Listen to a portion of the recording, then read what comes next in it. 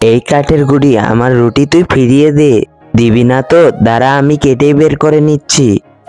কাটুরি ভাইয়া, ওকে যায় চিড়ে দাও। আমি কেন চিড়ে দিব? ও আমার কি ক্ষতি করেছে? আগুন ভাইয়া, তুমি ওই কাঠের গুড়ি জ্বালিয়ে দাও। আমি কেন জ্বালাবো? ও আমার কি ক্ষতি করেছে?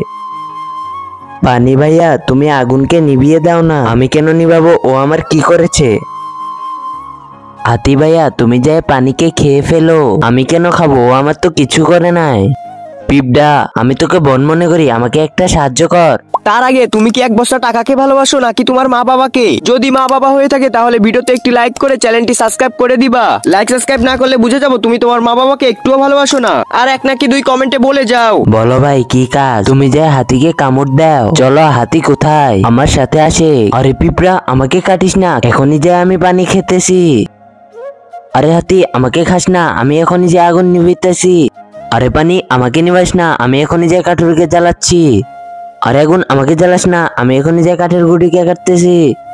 এই নাও, প্রথমে যদি কাঠুরিয়া এই কাজটি করতো তাহলে তো পরিশ্রম করতে হতো না।